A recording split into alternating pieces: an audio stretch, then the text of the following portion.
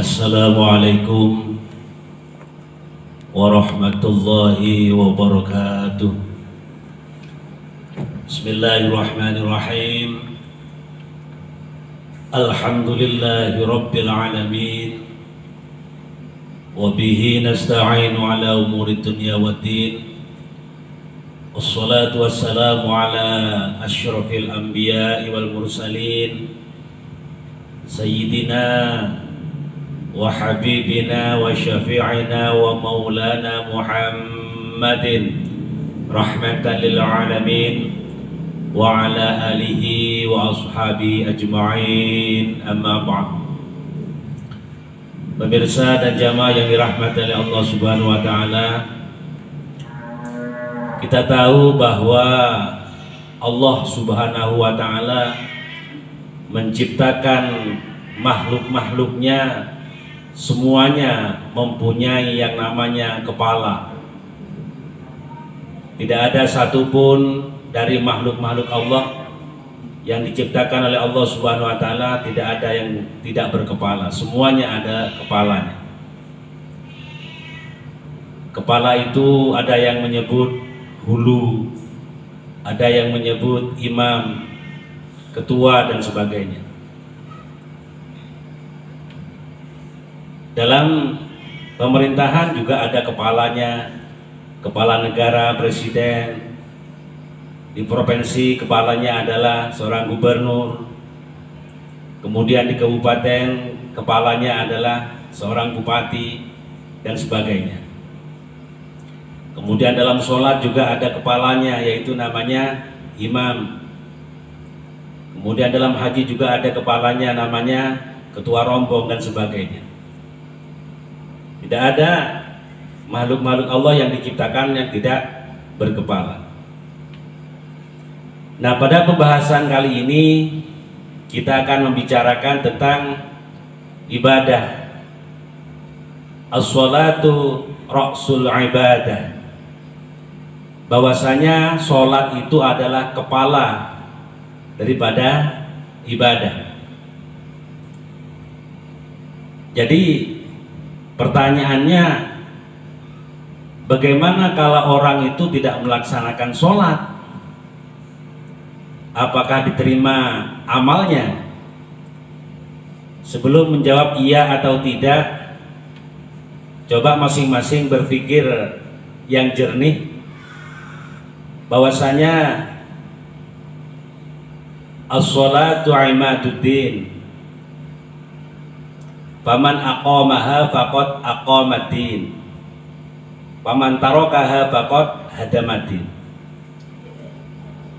Jadi barang siapa yang melaksanakan sholat, bahwasanya dia telah menegakkan agama.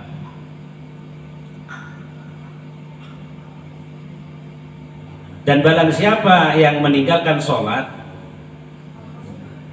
bahwa dia telah meruntuhkan agama. Jadi yang dimaksud dengan aqamaddin, mendirikan sholat itu artinya ketika melaksanakan sholat itu, jadi apa-apa yang di dalam sholat itu harus diterapkan di dalam kehidupan sehari-hari. Sholat itu diawali dengan takbiratul ihram, diakhiri dengan salam. Kalau kita sudah menyebut Allahu Akbar, artinya Allah itu maha besar, selain Allah tentunya kecil. Kalau kita menyebut bahwa Allahu Akbar itu Allah yang maha besar, jadi dalam kehidupan sehari-hari itu mengakui bahwa alam semesta dan seisinya itu adalah makhluk Allah itu kecil, yang besar cuma Allah Subhanahu wa ta'ala. Kemudian juga kalau dikatakan tadi bahwa sholat itu merupakan kepala dari seluruh ibadah, tentunya kalau kita tidak melaksanakan sholat, tentunya amalia-amalia yang lain itu adalah tidak diterima oleh Allah Subhanahu wa ta'ala. Karena yang menentukan baik buruknya itu adalah di dalam sholat. Jadi disampaikan bahwa ketika orang itu melaksanakan sholat, sholatnya baik, maka seluruh amaliyahnya akan baik. Paman sholuha sairu amali, fa'im fasadat fasada sairu amali. Jadi kalau sholatnya itu jelek, tentunya kalau sholatnya itu baik, tentunya semua amaliyahnya akan baik. Tapi kalau sholatnya jelek, tentunya semua amaliyahnya dianggap jelek. Jadi bagaimana kalau orang itu ahli zakat, zakatnya dikeluarkan, kemudian dia dermawan, apa termasuk orang baik? Belum dikatakan baik. Karena apa? Karena belum sujud kepada Allah Subhanahu wa Ta'ala. Akan tetapi orang yang tidak paham agama kok dermawan, itu masih lebih baik daripada yang paham agama pelit. Itu masih lebih bagus. Jadi paham agama kok pelit, itu lebih bagus yang tidak paham agama tapi dermawan. Artinya dua-duanya belum dianggap bagus oleh Allah Subhanahu wa Ta'ala. Kalau sudah melaksanakan sholat, iya, orang itu menerapkan apa yang ada di dalam sholat, ya dermawan, ya ahli sodaqah, ya suka menolong. Kenapa? Menerapkan yang ada dalam sholat, bahwa semuanya itu adalah milik Allah. Pemirsa yang dirahmati Allah Subhanahu wa Ta'ala, kemudian juga sholat itu merupakan keseluruhan yang menentukan di dalam ibadah kita. Jadi seperti halnya kalau dalam tubuh itu adalah hati. Jadi kalau hati ini baik, maka seluruh badan ini menjadi baik. Kalau jelek hati itu, maka seluruh badan ini menjadi jelek.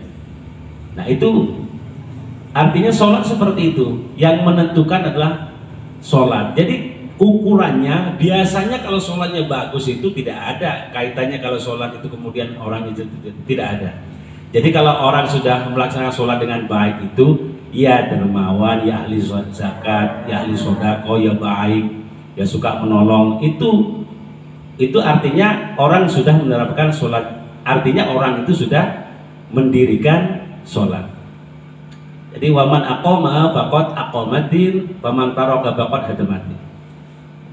Jadi meninggalkan sholat artinya meruntuhkan agamanya. Karena apa? Karena memang sholat itu secara otomatis membuat orang itu menjadi baik. Baik secara keseluruhan. Karena apa? Karena ketika melaksanakan sholat dengan baik, menikmati sholatnya itu, Allah memberikan sesuatu yang lebih.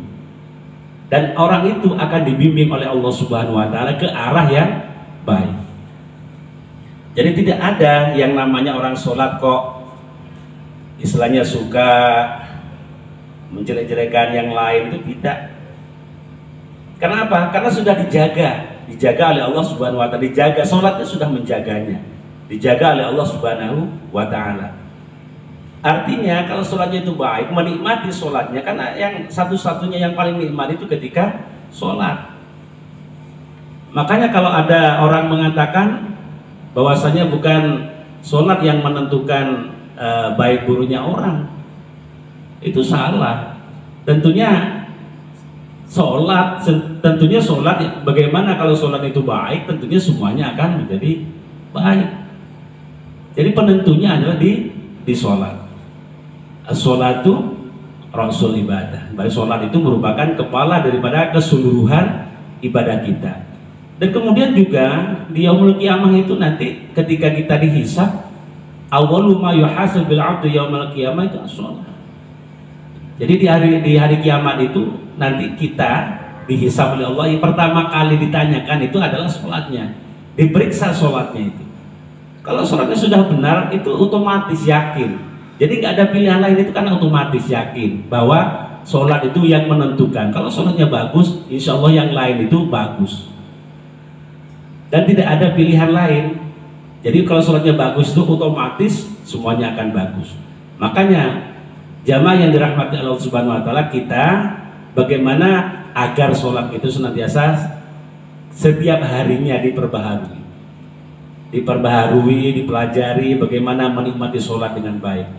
Kalau kita sudah bisa menikmati sholat, tentunya setelah sholat itu kita merasakan dampak daripada nikmatnya sholat itu. Jadi orang sholat itu kalau sudah menikmati sholat akan nikmat setelahnya. Jadi dunia itu luas sekali. Jadi menikmati hidup itu enak. Karena apa? Karena di sholat.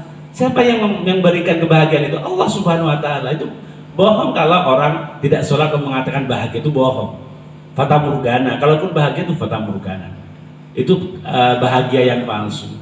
Karena apa? Karena yang memberikan kebahagiaan itu Allah Subhanahu Wa Taala. Orang nggak sholat kok ngomong bahagia, itu tidak mungkin. Karena yang punya bahagia itu adalah Allah Subhanahu Wa Taala. Jadi jamaah yang dirahmati Allah Subhanahu Wa Taala, kita mari ke setiap harinya itu jangan lupa untuk memperbaiki sholatnya, bacaan-bacaannya, kemudian hukum-hukumnya itu dipelajari agar kita mempelajari sholat, melaksanakan sholat itu dengan tumakninah, khusyuk pada Allah Subhanahu Wa Taala yang memberikan segalanya, yang menciptakan kita, yang mempunyai alam semesta ini. Demikian, mudah-mudahan ada manfaatnya. Wabillahi taufiq wal hidayah. Wassalamualaikum warahmatullahi wabarakatuh.